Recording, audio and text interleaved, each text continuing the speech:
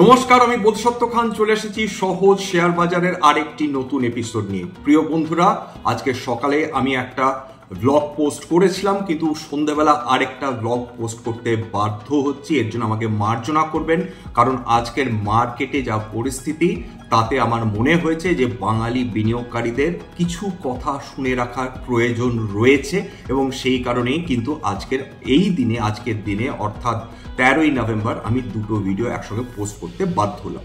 প্রথম কথা বলে নিই যে সেন্সেক্স এবং নিফটি। সেন্সেক্স আজকে প্রায় 1000 পয়েন্টের কাছে পতন হয়েছে, 984.23 পয়েন্ট অর্থাৎ 1.25% পতন এসেছে, এবং নিফটি পতন দেখেছে 324.4 পয়েন্ট, 1.36% পতন, বন্ধ হয়েছে 23,559.05 পয়েন্টে। এইখানে মনে রাখবেন যে আগের দিনের ব্লগে আলোচনা করছিলাম যে দেখুন, নিফটি অনেক দিন রেঞ্জ বাউন্ড হয়েছিল, 23,800 থেকে 24,450-এর মধ্যেই ঘোরাফেরা করছিল। আজকের কিন্তু একটা বড় পতন, সেই গন্ডি ভেঙে নিচে নেমে এসছে 23,500-র কাছাকাছি এক সময় নিচে নেমে চলে এসেছিল। অর্থাৎ এই সময় বাজার সত্যি পতনমুখী হয়েছে, এবং গোটা বিশ্বে কি ঘটছে, ট্রাম্প কি করলেন, এশিয়া মার্কেট কি করলো, ইউরোপীয় বাজার কি করলো, তা নিয়ে ভারতীয় শেয়ার বাজারের এই মুহূর্তে কোনো মাথা ব্যথা নেই। শুধু তাই না, ভালো রেজাল্ট, খারাপ রেজাল্ট, আপাতত অন্তত আজকের দিনে কেউ কিচ্ছু পরোয়া করছে না।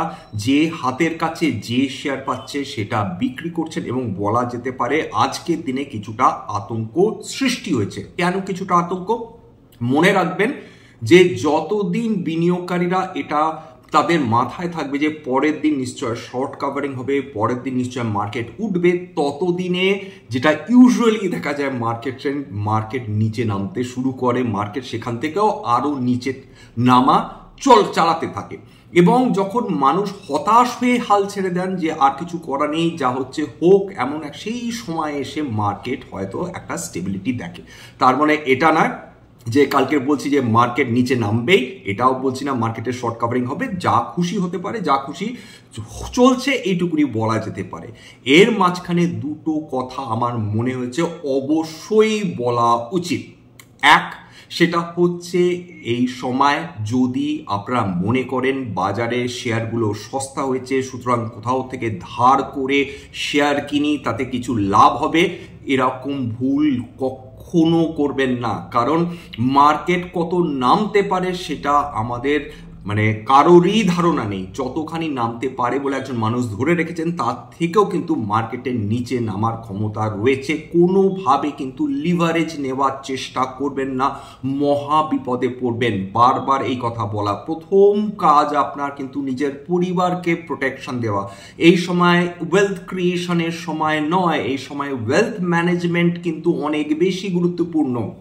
হাতে থাকা শেয়ার ধরে যদি মনে হয় যে খুব ভালো কোয়ালিটির শেয়ার, যদি আপনার সেই কনভিকশন থাকে যে এগুলো সত্যি ভারতবর্ষের অন্যতম সেরা কোম্পানি, তাহলে আমি হলে কি করতাম আপনাদের তো ডেফিনেটলি বলতে পারি না, কোনো রকম গাইডেন্স দিতে পারে, কিন্তু আমি আমার শেয়ার নিয়ে আমি নিশ্চিন্ত। আমার যে শেয়ারসগুলো রয়েছে আমি বিশ্বাস করি সেগুলো অত্যন্ত কোয়ালিটির শেয়ার, ভারতবর্ষের অন্যতম সেরা কোম্পানিজ নিজের সেক্টরে। সুতরাং মার্কেট যতই নামুক, আমার এই কনভিকশন রয়েছে যে এই কোম্পানিজগুলো যত নিচে নামবে, আমার কেনার প্রাইসে এলে আমি ডেফিনেটলি কিনবো। আমি কোনো কিচ্ছু করিনি, বসে সাইডল্যান্ডসে বসে আছি, মার্কেটে পতন হচ্ছে। কারণ এটা প্রথমবার নয়, আমি মার্কেটে পতন দেখছি বহুবার, আমার জীবনে অসংখ্যবার ধরে আমি বাজারে এই ধরনের পতন দেখেছি, এবং ভবিষ্যতে এরকম অসংখ্য পতন দেখব বলে আমার বিশ্বাস রয়েছে। সুতরাং আমি আমার ব্যক্তিগত পোর্টফোলিও, আমার পরিবারের ব্যক্তিগত পোর্টফোলিওতে কেউ কোনো শেয়ার বিক্রি করেননি, এইটুকুনি ডেফিনেটলি আপনাদের বলতে পারি। এইবার আমাদের সুযোগের অপেক্ষায় থাকতে হবে, যেটা বাঙালি বিনিয়োগকারীদের সুযোগের অপেক্ষায় থাকতে হবে। মার্কেটকে স্টেবিলাইজ করতে দিতে হবে। মার্কেট স্টেবিলিটি এলে, ভালো কোম্পানিজ যখন স্টেবিলিটি পাবে, তখন দেখবেন যে ভালো কোম্পানির শেয়ার ন্যায্য মূল্যে চলে এসছে। এই যে দেখুন আজকের দিনে যে স্টকসগুলোতে কারেকশন এসছে, আজকের দিনে যে স্টকসগুলো 52 উইকস লো রয়েছে, তার মধ্যে কি সব কোম্পানিজ খারাপ? উত্তর হচ্ছে আজকে 52 উইকস লো যদি দেখেন, এরকম বহু অসম্ভব ভালো মানের কোম্পানি রয়েছে যেগুলো আজকের 52x লোতে পতন দেখেছে। তার মধ্যে দুটো স্টকস ডেফিনেটলি তাদের আমি কোয়ালিটি নিয়ে বলছি না, ওলা ইলেকট্রিক নিয়ে আমি প্রথম দিন থেকেই আমি একটু স্কেপটিক্যাল ছিলাম, ওলা ইলেকট্রিকের কথা বলছি না। ওলা ইলেকট্রিক আজকেরও 52x হাইয়ে তাদের ছুঁয়েছে, 52x লোতে নেমে গেছে, তারপর তার আইপিও প্রাইসের নিচে ট্রেড করছে। বাজাজ হাউসিং ফিনান্স দেখুন, যেটা দ্বিগুণ করে দিয়েছিল আইপিও লিস্টিং এর সময়, সেইটা আজকে তার 52x লোতে ট্রেড করছে। অর্থাৎ বিনিয়োগকারীরা যদি সেই শেয়ার ধরে রেখেছেন, তারা সম্পূর্ণ তাদের অর্থ কিন্তু তাদের চলে গেছে। তার মানে কি Bajaj finance housing finance company খারাপ? মোটেই সেরকম বলা যায় না। One of the quality stocks, কিন্তু মার্কেটে যখন কারেকশনস আসে তখন কেউ কিচ্ছু দেখেন না, তখন অত্যন্ত ভালো মানের কোম্পানিও নিচে নেমে যেতে পারে। আজকে সেটা প্রত্যক্ষ প্রমাণ কিন্তু আমরা হাতে গরম পেয়েছি। এটা গেল 1 নম্বর। 2 নম্বর, আমারই একজন সাবস্ক্রাইবার, তিনি অত্যন্ত বিদ্বান মানুষ, বুদ্ধিমান মানুষ, তিনি বলছিলেন এরকম কি সম্ভব নয় যে একটা স্টকে এন্ট্রি নিলাম, 2-3% প্রফিট করলাম, করে বেরিয়ে গেলাম। প্রথম কথা হচ্ছে, আপনি যে স্টকটা ভালো মনে করছেন, হতেই পারে সেটা ভালো, কিন্তু যখন আপনি যদি সেটা দেখেন যে সেটা পজিটিভে রান করছে, ট্রেড করছে বা ঊর্ধ্বমুখী, আপনি যখন সেটা কিনতে যাবেন অলরেডি সেটা 3-4% উপরে উঠে গেছে। এইবার পরের দিন সেই একই স্টক হাতে, এরকম অসংখ্য উদাহরণ রয়েছে, পরের দিন যে আগের দিন যে স্টকটা 4-5% সেটা ঊর্ধ্বমুখী ছিল, পরের দিন কিন্তু সেই স্টকটাতে দেখা যাচ্ছে 3-4% ইজিলি কারেকশন চলে আসছে। এরকম আজকের দিনে যদি স্টক দেখেন, বিভিন্ন স্টকস, সেখানে 3-4% সেটা ঊর্ধ্বমুখী ছিল, মার্কেটের দিনের শেষে সেই মার্কেটের সঙ্গে সঙ্গে সেগুলো 2-3% যেগুলো ওপরে ছিল সেগুলো আজকে 2-3% নিচে বন্ধ হয়েছে। সুতরাং এই সময় যদি মনে করেন আপনি খুব দ্রুত একটা স্টকে এন্ট্রি নিয়ে বেরিয়ে আসতে পারবেন, সেটা কিন্তু খুব ডিফিকাল্ট। খুব এক্সপিরিয়েন্স যারা ট্রেডার্স তাদের পক্ষেও কিন্তু ভীষণ ভীষণ ডিফিকাল্ট হয়ে যায়। আর যারা দীর্ঘমেয়াদী বিনিয়োগকারী, তাদের তো টেনশন থাকার কথাই না। এতদিন আমি যে সাবস্ক্রাইবাররা যে কমেন্ট করছেন, সাবস্ক্রাইবাররা যে বক্তব্য রাখছেন, একটা জিনিস আমি ডেফিনেটলি বুঝতে পেরে গেছি যে বাঙালি বিনিয়োগকারীরা কিন্তু ভীষণ ম্যাচিওর বিনিয়োগকারী। এমন একটা জায়গায় একটা কমেন্ট দেখলাম না যে কমেন্টে বিনিয়োগকারী ভয় পেয়েছেন বলছেন। তিনি বলছেন এটা খুব ভালো হচ্ছে। অধিকাংশ বিনিয়োগকারী, মার্কেট কি শুধু তারা প্রশ্ন করছেন আরও কি নামতে পারে, কিনবো, অ্যাটিটিউডে চেঞ্জ এসছে, বিপুল পরিবর্তন। 2002 সালে যখন মার্কেট কারেকশন হচ্ছে তখন মানুষের যা চিন্তা ভাবনা ছিল, 2008-এ যখন মার্কেট কারেকশন হয়েছে তখন যা চিন্তা ভাবনা ছিল, 2020-র পর থেকে আমূল পরিবর্তন হয়ে গেছে। এখন যারাই কমেন্ট করছেন তারাই জিজ্ঞাসা করছেন এখন কেনা যাবে কি, এখন কেনা যাবে কি। অর্থাৎ তারা এই লেভেলের ম্যাচুরিটি অ্যাটেন্ড করে গেছেন, তারা জানেন যে হাই কোয়ালিটি স্টকস যখন নিচে নামে তখন কিন্তু কেনার উপযুক্ত সময়। সেই জন্য আমি আপনাদের নিয়ে সত্যি সত্যি গর্ব অনুভব করছি। আপনারা আমার অতি প্রিয় মানুষ, সেটা বারবার রিফ্লেক্টেড হচ্ছে আপনাদের কমেন্টের মাধ্যমে। আপনাদের সবাইকে ধন্যবাদ সঙ্গে থাকার সময়। এমন একজন মানুষ বলেছে, এরকমও মানুষ তারা কমেন্ট করছেন, এই সময় যারা ধৈর্য দেখাবেন, যারা চুপ করে বসে থাকবেন, তারা কিন্তু প্রকৃত অর্থে মনের দিক থেকে অত্যন্ত শক্তিশালী মানুষ। এবং সেটা আমি একদম নতমস্তকে মেনে নিচ্ছি যে ঘটনা, যে আমাদের বাঙালি বিনিয়োগকারীরা এবং যে সাবস্ক্রাইবাররা রয়েছেন তারা সত্যি সত্যি ম্যাচিওর এবং সাহসী। আসুন তাহলে আমাদের রোড ম্যাপটা তো ডেফিনেটলি তৈরি করতে হবে। এই সময় একটা জিনিস বুঝুন, সেটা হচ্ছে কোয়ালিটি স্টকস। খেয়াল করে দেখুন, খুব ভালো মাপের শেয়ার, তারা তাদের 52 উইকস হাই থেকে কত শতাংশ নিচে নেমেছে। এবার ইন্ট্রিনসিক ভ্যালু ক্যালকুলেশন কি করবেন বারবার বলে দিয়েছি। দেখুন, যারা দীর্ঘমেয়াদী বিনিয়োগকারী, দুটো জিনিস তাদের দেখতে হবে, এক, মার্কেটে স্টেবিলিটি এসছে কিনা, 2 নম্বর হচ্ছে তাদের ইন্ট্রিনসিক ভ্যালুর আশেপাশেও যদি ট্রেড করে সেটাও কিন্তু ডেফিনেটলি তার মানে ন্যায্য মূল্যের কাছে বা ফেয়ার ভ্যালুর কাছে কাছে কিন্তু ট্রেড করছে। ইউজুয়ালি যেটা হয়ে দাঁড়ায় সেটা হচ্ছে প্রাইস টু আর্নিংস রেশিও সঙ্গে যদি আমরা দেখি যে আর্নিংস গ্রোথ মোটামুটি কাছাকাছি হয়, সেটাকে ক্যালকুলেট করতে হয়। ধরুন প্রাইস টু আর্নিংস পার রেশিও ইন্টু আর্নিংস গ্রোথ, এইটা পেলে যে দামটা পাবেন সেটা হচ্ছে স্টকের ফেয়ার ভ্যালু। এটা একটা ওয়ে অফ, সেটা পিটার লিঞ্চের বক্তব্য অনুযায়ী। এবং 2 নম্বর হচ্ছে ইন্ট্রিনসিক ভ্যালু ক্যালকুলেট করা। কিভাবে ইন্ট্রিনসিক ভ্যালু ক্যালকুলেট করবেন? সবসময় বলছি 3টে জিনিস মাথায় রাখুন। 1, ডিসকাউন্ট ভ্যালু, 2 নম্বর হচ্ছে টার্মিনাল ভ্যালু, 3 নম্বর হচ্ছে কারেন্ট মার্কেট প্রাইস। এই তিনটে আপনাকে কয়েকটা ইনপুট আপনি টাইপ করবেন আপনার গুগলে যে intrinsic value calculator in India type করলেন, তারপর এই ইনপুটসগুলো দেবেন, স্টকের বর্তমান দাম, কোন আপনি ডিসকাউন্ট ভ্যালু কি এক্সপেক্ট করছেন, টার্মিনাল ভ্যালু কি এক্সপেক্ট করছেন, এবং কয়েকটা নমিনাল এদিক ওদিক কয়েকটা ইনফরমেশন চাইবে, সেটা দিলে কিন্তু স্টকের অ্যাপারেন্টলি ইন্ট্রিনসিক ভ্যালু চলে আসবে। তবে একটা জিনিস মাথায় রাখবেন যে বিভিন্ন ওয়েবসাইট আপনাকে বিভিন্ন ইন্ট্রিনসিক ভ্যালু দেবে, এমনকি আপনি আর্টিফিশিয়াল ইন্টেলিজেন্সেরও সাহায্য নিতে পারেন, সেখানেও টাইপ করতে পারেন হোয়াট ইজ দ্য, যদি এটা ইন্ট্রিনসিক ভ্যালু ক্যালকুলেটর না ইউজ করতে চান, তবে এটা স্যাক্রোস্যাঙ্ক বলছি না, আর্টিফিশিয়াল ইন্টেলিজেন্স যেটা বলবে সেটাই ঠিক, সেটা কিন্তু অন্তত কমসে কম আপনি একটা আন্দাজ পাবেন যে এই মুহূর্তে তার ইন্ট্রিনসিক ভ্যালু মানে প্রকৃত মূল্য একটা স্টকের কি হতে পারে, সেটাও আপনি ইউজ করে দেখতে বা আপনারা ইউজ করে দেখতে পারেন। যাই হোক, আজকের গোটা দিনে কি ঘটনা ঘটলো সেটা নিয়ে বলে নিই। কয়েকটা গুরুত্বপূর্ণ সংবাদ রয়েছে সেটা আমাদের জানতে হবে। 1 নম্বর, সেটা হচ্ছে যে ভারতবর্ষে বর্তমান ডিম্যাট অ্যাকাউন্টের সংখ্যা 17,90,00,000, বিপুল হারে বেড়েছে, প্রায় মানে মোটামুটি 6 গুণের ওপর বৃদ্ধি পেয়েছে কোভিডের পরবর্তী সময়। অক্টোবর মাসে ডিম্যাট সংখ্যা কমে গিয়েছে বটে, কিন্তু তাতেও 35 লক্ষ নতুন ডিম্যাট অ্যাকাউন্ট ভারতবর্ষে অ্যাড হয়েছে। 2 নম্বর, বেদান্ত রিসোর্সেস তারা ভারতীয় সরকার বা রিপাবলিক অফ ইন্ডিয়ার এগেনস্টে তারা নতুন করে একটা মামলা তারা ফাইল করেছে পার্মানেন্ট কোর্ট অফ আর্বিট্রেশনে, এবং সেখানে তাদের বক্তব্য ওভার কি নিয়ে তারা করেছেন, ওভার মাইনিং রাইটস। এর আগেও বেদান্ত রিসোর্সেস তারা হিন্দুস্তান জিঙ্কের যেটা রেসিডুয়াল অ্যামাউন্ট ছিল গভর্নমেন্টের কাছে সেটা তারা কিনে নিতে চেয়েছিল, গভর্নমেন্ট অফ ইন্ডিয়া রাজি হয়নি, অনেক কম দামে বেদান্ত রিসোর্সেস কিনতে চেয়েছিল। বর্তমানে গভর্নমেন্ট অফ ইন্ডিয়া 2.5% তারা তাদের হাতে থাকা হিন্দুস্তান জিঙ্কের শেয়ার বিক্রি করেছেন অফার ফর সেলের মাধ্যমে, এবং তারা সেখানে বিপুল সাড়া পেয়েছেন, এবং যে দামটা গভর্নমেন্ট অফ ইন্ডিয়া পেয়েছেন সেটা কিন্তু সত্যি সত্যি গভর্নমেন্ট অফ ইন্ডিয়া অ্যাপ্রোপ্রিয়েট ভ্যালুতে সেল করেছেন, এটা বলা যেতে পারে। এবার 2 নম্বর হচ্ছে ম্যাকোয়ারি, তারা বলেছে যে বর্তমানে 4টে পাওয়ার সেক্টরে 4টে কোম্পানি নিয়ে তারা খুব আশাবাদী। তাদের বক্তব্য পিএফসি, আরইসি, পাওয়ার গ্রিড এবং এনটিপিসি ভবিষ্যতে ভালো করার সম্ভাবনা তাদের তৈরি হয়েছে, কারণ পাওয়ার সেক্টরে যে লিভারেজ রয়েছে, যে গ্রোথ সাইকেলটা বর্তমানে তারা এনজয় করছে, সেক্ষেত্রে এই 4টে স্টকের সফল হওয়ার সম্ভাবনা বেশি।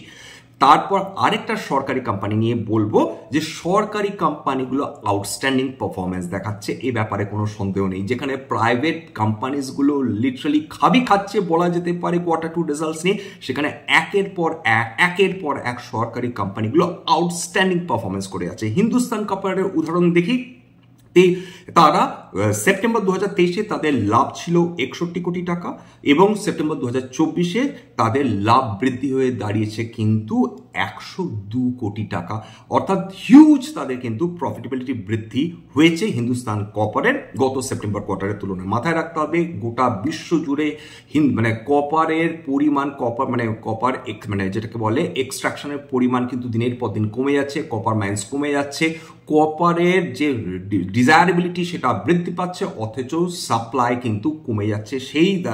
সেই দিক থেকে দেখতে গেলে হিন্দুস্তান কপার এবং অন্যান্য বেদান্ত এদের পক্ষে ডেফিনেটলি এটা একটা পজিটিভ একটা ডেফিনেটলি ইঙ্গিত অবশ্যই। এবার ওলা ইলেকট্রিক নিয়ে কথা বলছিলাম যে ওলা ইলেকট্রিক তার আইপিও প্রাইসের নিচে ট্রেড করছে, 52 উইকস লোতে গেছে। সেখানে সফট ব্যাংক, জাপানের একটা ব্যাংক যারা ওলা ইলেকট্রিকে ইনভেস্ট করে রেখেছিল বিপুল পরিমাণ টাকা, তারা বলছে তারা থটফুল গ্র্যাজুয়াল এক্সিট নেবে। সফট ব্যাংক বলছে তারা আস্তে আস্তে এক্সিট নেবে। কেন রে বাপু, কি হলো হঠাৎ করে প্রশ্ন? এতদিন তো ওলা ইলেকট্রিকে ধৈর্য ধরে আপনারা বসেছিলেন, এখন কি এমন হলো যে আপনারা এক্সিট নিতে চাইছেন? এটা একটা ডেফিনেটলি বড় প্রশ্ন থাকবে বিনিয়োগকারীদের মনের মধ্যে। ফলে আবার একটা আতঙ্কের সৃষ্টি হয়েছে ওলা ইলেকট্রিকে যারা ইনভেস্টার্স তাদের মনের মধ্যে।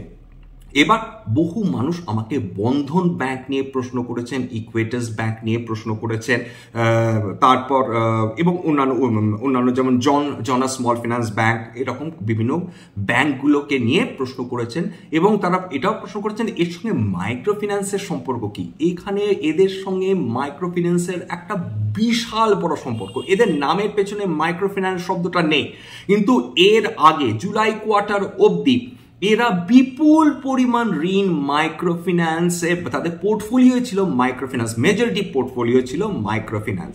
এবং যেটা দেখা যাচ্ছে যে এদের এই মাইক্রোফিন্যান্স পোর্টফোলিও থাকার ফলে এদের হিউজ স্লিপেজেস এসছে, এবং এরা যে লোনগুলো দিচ্ছিল সেগুলো ক্রমাগত কিন্তু নন পারফর্মিং অ্যাসেটস বা নন পারফর্মিং লোনে রূপান্তরিত হচ্ছে, অর্থাৎ এই ধরনের লোন ফিরে পাওয়ার সম্ভাবনা খুব কম। আরবিআই বলেছে এরকম কাজকর্ম তোমরা বন্ধ করো ইমিডিয়েটলি। এই এক হচ্ছে তোমাদের ব্যাংকের ক্ষতি হচ্ছে, ইনভেস্টারদের ক্ষতি হচ্ছে, যারা টাকা নিচ্ছে তাদের ক্ষতি হচ্ছে, যা খুশি তাই লোন দিচ্ছ, একজন মানুষকে 10টা 11টা করে লোন দিচ্ছ, বন্ধ করো। এবং এদের অ্যাসেট কোয়ালিটি ডিটেরিয়েট করছে, তার ফলে তারা, যেটা যদি বন্ধন ব্যাংকের কথা বলে, বন্ধন ব্যাংকের প্রবলেমটা কি হয়েছে, বন্ধন ব্যাংক এবং অন্যান্য স্মল ফিনান্স ব্যাংকে আমি বলছি কার কত মানে অ্যাসেট মাইক্রোফিন্যান্স পোর্টফোলিও কত পার্সেন্ট রয়েছে।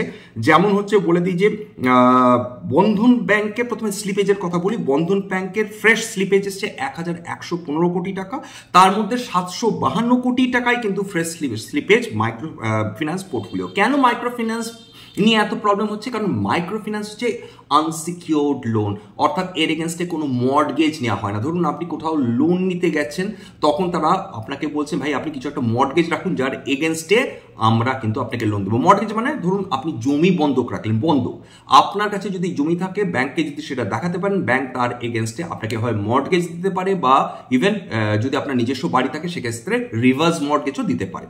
কিন্তু আপনার কাছে কিছুই নেই, তখন কিন্তু আপনার বিশাল অঙ্কের টাকা আপনাকে দেবে না। তারা এই যে মাইক্রোফিন্যান্স যে লোনগুলো ছিল এগুলো অত্যন্ত কম টিকিট লোন, অত্যন্ত লো টিকিট লোন, তার ফলে যেটা দাঁড়াচ্ছে যে দিনের পর দিন এদের টাকাটা কিন্তু এই স্লিপেজ হয়ে যাচ্ছে, দিনের পর দিন নন পারফর্মিং অ্যাসেটে ঢুকে যাচ্ছে। এবং এর আগে বলেছি যে 99% অফ দ্য মাইক্রোফিন্যান্স লোন এদেরকে কিন্তু বলা হচ্ছে high risk loan, 99%। Fresh slippage হচ্ছে বন্ধন ব্যাংক। বন্ধন ব্যাংকের প্রফিট বেড়েছে, উত্তর হচ্ছে অনেক বেড়েছে। সেপ্টেম্বর 2023-এ 721 কোটি টাকা ছিল তাদের প্রফিট, নেট প্রফিট। সেপ্টেম্বর 2024 সেটা বৃদ্ধি পেয়ে দাঁড়িয়েছে 937 কোটি টাকা তাদের প্রফিট। কিন্তু তাদের হলে হবে কি, জুলাইয়ে তাদের প্রফিট, জুলাইয়ের প্রফিটের সঙ্গে যদি তুলনা করেন সেটা কমেছে প্রায় মোটামুটি 127 কোটি টাকা মতন কমেছে। জুলাইয়ে তাদের মোট প্রফিট, নেট প্রফিট ছিল 1064 কোটি টাকা। এছাড়া দেখুন ব্যাংক যতই প্রফিট করুক না কেন, তাদের কিন্তু প্রথমেই কাস্টমাররা বা ইনভেস্টাররা দেখেন ভাই তুমি এইটুকুনি বলো তোমার এই non performing asset, gross non performing asset মানে জিএনপিএ কি এবং নেট নন পারফর্মিং অ্যাসেট কি সেটা আগে দেখো। যদি দেখা যায় যে এনপিএ বৃদ্ধি পাচ্ছে, তখন একটা কোম্পানি, একটা ব্যাংক যতই ভালো রেজাল্ট করুক না কেন, ইনভেরিবলি বিনিয়োগকারীরা ভয় পাবেন এবং সেখানে দেখা যাবে যে এরকম সেলিং আসছে। এরকম অসংখ্য ভুরি ভুরি উদাহরণ রয়েছে, সেটাই বাস্তবিকভাবে ঘটছে বন্ধন ব্যাংকের সঙ্গে। বন্ধন ব্যাংকে আজকেও কিন্তু 52x লো আমরা দেখতে পেয়েছি। বন্ধন ব্যাংকের গ্রস এনপিএ ছিল সেপ্টেম্বর 2024-এ 4.68%, যেটা অনেকটা বৃদ্ধি পেয়েছে। জুলাই কোয়ার্টারে ছিল 4.23%, অর্থাৎ 45 বেসিস পয়েন্টস একটা কোয়ার্টারে বৃদ্ধি পাওয়া কিন্তু মুখের কথা নয়। গ্রস নন পারফর্মিং অ্যাসেট, এতে খুব স্বাভাবিকভাবে বিনিয়োগকারীরা ভরকে গেছেন বা রেগে গেছেন বা ক্ষেপে গেছেন বা ডিসঅ্যাপয়েন্টেড হয়েছেন, যাই বলুন না কেন। এইবার দেখুন যে বিভিন্ন মাইক্রোফিন্যান্স পোর্টফোলিও কার কিরকম রয়েছে। উজ্জীবন স্মল ফিন্যান্স, তার নন সিকিউরড যেটা মাইক্রোফিন্যান্স পোর্টফোলিও সেটা আগে ছিল মোটামুটি 70%, সেটা এইবার কমে দাঁড়িয়েছে 65%। জনা স্মল ফিন্যান্স ব্যাংক আগে ছিল সেটা 41.4% ছিল, সেটা কমে দাঁড়িয়েছে 36.4%, অর্থাৎ মাইক্রোফিন্যান্স পোর্টফোলিও। ইকুইটাস পোর্টফোলিও, ইকুইটাসের যদি কথা বলেন সেখানেও কিন্তু মাইক্রোফিন্যান্স পোর্টফোলিও কমে দাঁড়িয়েছে 16%, অর্থাৎ এটা ডিসপ্যারেট হয়ে গেছে। মাইক্রোফিন্যান্সে যে এনপিএ এর প্রবলেম, যে স্লিপেজেসের প্রবলেম, যে এই প্রবলেমটা যে এই জুলাই কোয়ার্টারের, ধরুন তর্কের খাতিরেই বলছি যে এপ্রিলের 1 তারিখ থেকে সেপ্টেম্বরের 31 তারিখ অবধি এনপিএ থাকবে, ফ্রেশ স্লিপেজ থাকবে, অক্টোবরের 1 তারিখ থেকে ডিসেম্বরের 31 সমস্ত কমে যাবে। এরকম তো ওয়াটার টাইট কম্পার্টমেন্ট করা যায় না যে এক্স্যাক্টলি এইভাবেই ব্যাড এনপিএ কমবে বা নন পারফর্মিং অ্যাসেটস কমবে বা নন পারফর্মিং লোন কমবে বা ফ্রেশ স্লিপেজেস কমে যাবে বা প্রভিশনিং এত বেশি করতে হবে না। সুতরাং কোনো ডেট ডেফিনেটলি বলা যায় না যে এক্স্যাক্টলি এই সমস্ত স্মল ফিন্যান্স ব্যাংক এবং মাইক্রো ফিন্যান্স ইনস্টিটিউশনসগুলো কবে আবার হেলদি হবে। তবে ডেফিনেটলি এত ইজি তো নয়। যাদের এত হিউজ মাইক্রো ফিন্যান্স, যাদের পোর্টফোলিও রয়েছে 50-60% উপর তার মাইক্রো ফিন্যান্স লোন দিয়ে থাকে, সেটা কমাতে কিন্তু অন্তত কয়েকটা কোয়ার্টার লাগবে। হ্যাঁ, হতেই পারে সামনের কোয়ার্টারে আমরা দেখছি আস্তে আস্তে তাদের মাইক্রো ফিন্যান্স পোর্টফোলিও কমছে, তাদের এনপিএ কমছে, তাদের স্লিপেজেস কমছে, তাদের প্রভিশনিং কমছে, তখন ডেফিনেটলি হয়তো বিনিয়োগকারীদের মন ফিরে আসবে বর্তমানে যে মাইক্রো ফিন্যান্স ইনস্টিটিউশনসগুলো নিয়ে যা চলছে। ক্রেডিট অ্যাক্সেস গ্রামীণ, one of the best micro finance যেটা ইনস্টিটিউশন ছিল, তার কি হাল আজকে দেখুন। ইকুইটাস বলুন, তারপর ক্রেডিট অ্যাক্সেস গ্রামীণ বলুন, সমস্তগুলো আজকের 52 উইকস লো দেখেছে। সুতরাং যে এইটুকুনি বলা বাই সেল রিকমেন্ডেশন ডেফিনেটলি কোনোটাই না, কিন্তু সাবধান তো করতেই পারা যায় যে ভাই এই অবস্থায় এই সেক্টরে এই প্রবলেম চলছে, সাবধান থাকুন, এইটুকুনি তো ডেফিনেটলি আমি বলতেই পারি। এইবার চলে আসি হচ্ছে তিনটে ব্যাংকের, রিজার্ভ ব্যাংক অফ ইন্ডিয়া নতুন করে তারা ডোমেস্টিক্যালি সিস্টেমেটিক্যালি ইম্পর্টেন্ট ব্যাংকস হিসাবে তাদেরকে ডেজিগনেট করেছে, অর্থাৎ too big to fail. Too big to fail মানে এই তিনটে ব্যাংক যদি কোনোভাবে, তিনটে ব্যাংকের নাম তারা করেছেন যে রিজার্ভ ব্যাংক অফ ইন্ডিয়া, যদি এই তিনটে ব্যাংকের কোনো একটা যদি ফেল করে, কিওস আসবে, যে মানে একদম ডায়াবলিক্যাল কন্ডিশন তৈরি হয়ে যাবে অর্থনীতিতে। মানে অর্থাৎ এইগুলো এমন স্টেবল ব্যাংক, এরা আমাদের ভারতের অর্থনীতির এমন একটা মেরুদণ্ড হিসেবে মানে কাজ করে, যে এই তিনটে ব্যাংকের কোনো একটা ব্যাংক মানে যদি কোনোভাবে ফেল করে, মানে যেটাকে মানে অশনি সংকেত নয়, যেটাকে বলে একদম প্রলয় আসবে। সুতরাং এই তিনটে ব্যাংক হচ্ছে State Bank of India, HDFC bank এবং আইসিআইসিআই ব্যাংক। এরা কিন্তু ভীষণ কনসিস্টেন্টলি রিজার্ভ ব্যাংকের লিস্টে রয়েছে too big to fail bank হিসাবে, এই তিনটে মেজর ব্যাংক। চলে আসি হচ্ছে আজকের দিনে 52 উইকস লো কোন কোন কোম্পানিজ এসছে। জিএনএফসি, রাজেশ এক্সপোর্টস নিয়ে আজকের দিনে প্রবলেম না। গত 4 বছর ধরে Rajesh exports one of the largest মানে যেটাকে বলে জুয়েলারি এক্সপোর্টিং কোম্পানিজ ভারতবর্ষে, সেটা কেবলমাত্র ইন্টারনাল ম্যানেজমেন্টের প্রবলেম আজকে কি হাল হয়েছে, আজকে 52 উইকস লোতে এসে দাঁড়িয়েছে। আকুমস ড্রাগ দিনের পর দিন আবার তার 52 উইকস লো দেখেছে। লিস্টিং এর পর থেকে কিন্তু ক্রমাগত আমরা এখানে পতন দেখছি। আরবিএল ব্যাংক গত 2-3 বছর ধরে এই ব্যাংকের অবস্থা ভালো নয়, সেটা আজকে 52 উইকস লো দেখেছে। মেজরিটি লুজার্স, আজকে সবচেয়ে বেশি লুজ কারা করেছে? কোপরান 18%, অ্যাকমি সোলার, এটাও নতুন লিস্টিং হওয়া কোম্পানি, মানুষজন অ্যাকসেপ্ট করেনি, 12.4% পতন দেখেছে। ফেয়ারকেম অর্গানিক্স 11.59% পতন দেখেছে। সুপ্রাজিত ইঞ্জিনিয়ারিং, মনে আছে আপনাদের বলেছিলাম যে সুপ্রাজিত ইঞ্জিনিয়ারিং, ভারক ইঞ্জিনিয়ারিং, এরা টেসলাকে অটো কম্পোনেন্ট সাপ্লাই করে। সুপ্রাজিত ইঞ্জিনিয়ারিং মতন কোয়ালিটি কোম্পানি, সেখানে 9.23% পতন এসেছে। সুজলন এনার্জি, সেটাতে 9.33% পতন এসছে। বোরোসেল 8.24%, মতিলাল অসওয়াল 7.24%, উৎকর্ষ ব্যাংক 6.95%, আইনক্স উইন্ড 6.58%, হিতাজি এনার্জি 6.42%। অর্থাৎ যে নামি দামি কোম্পানিজগুলো দুর্দান্ত ওয়েলথ ক্রিয়েট করে দিয়েছিল মানে অতীতে, আজ থেকে কয়েক মাস আগে, সেইগুলোই কিন্তু সবচেয়ে বেশি পতন দেখছে এই কারেকশনের ফেজে। এবার চলে আসি হচ্ছে টেক্স ম্যাকোরেল 5.82%, অ্যাস্ট্রা মাইক্রোওয়েভ ডিফেন্সের কোম্পানি 5.82% পতন। ওলেক্ট্রা গ্রেন্টে ডেফিনেটলি ইলেকট্রিক ভেহিকলস তৈরি করে, অন্ধ্রপ্রদেশে এদের একছত্র আধিপত্য, মহারাষ্ট্রেও এদের দারুণ আধিপত্য, 5.56% পতন। গার্ডেন রিচ শিপইয়ার্ড 5.36% পতন। জেন টেকনোলজিস 5.12% পতন। স্যাকসফট 5.04% পতন। অর্থাৎ কি ইলেকট্রিক ভেহিকলস, কি আপনার ইঞ্জিনিয়ারিং, কি অটো অ্যান্সিলিয়ারিজ, কি মেডিকেল ইকুইপমেন্ট সাপ্লায়ার, কি সোলার এনার্জি, কি রিনিউয়েবল এনার্জি সেক্টর, সমস্ত কিছুতে, কি ব্রোকারেজ হাউসেস, সমস্ত কিছুতে কিন্তু পতন এসছে। কোনো একটা নির্দিষ্ট সেক্টর ধরে যে আজকের পতন দেখেছে তেমনটি কিন্তু নয়, সমস্ত সেক্টরে আজকের পতন এসেছে, এটুকুনি বলা যেতে পারে। এছাড়া 52 উইকস লো এসছে, যেগুলোর নাম করতেই হয়, বুঝতে পারবেন যে কিরকম কোয়ালিটি কোম্পানিগুলো পতন দেখেছে।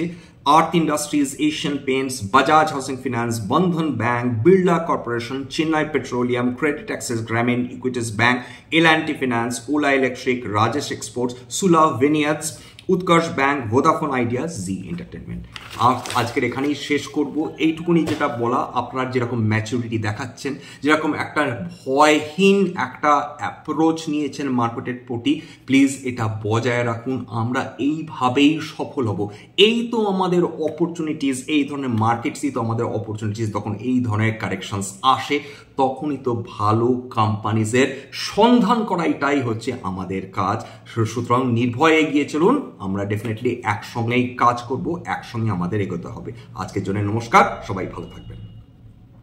সবার শেষে একটু বলে নিই যে একটা স্ট্যান্ডার্ড ডিসক্লেমার দেখুন, যে কোম্পানিজগুলো নিয়ে আলোচনা করলাম তার মধ্যে হতে পারে কোনো কোম্পানিতে আমার বা আমার পরিবারের বিনিয়োগ থাকলেও থাকতে পারে, তবে ভবিষ্যতে যদি নতুন করে কিনি বা বিক্রি করি তাহলে কিন্তু আগাম বিজ্ঞপ্তি দিয়ে কিনতে বা বিক্রি করতে পারবো না।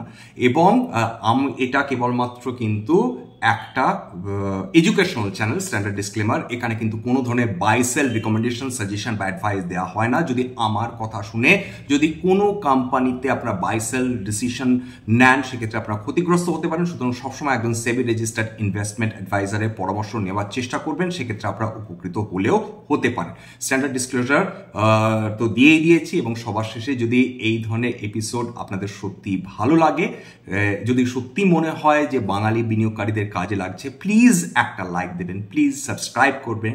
এবং যদি মনে হয় যে এটা সবার কাজে লাগতে পারে, প্লিজ নিজের গ্রুপে শেয়ার করে দেবেন। নমস্কার।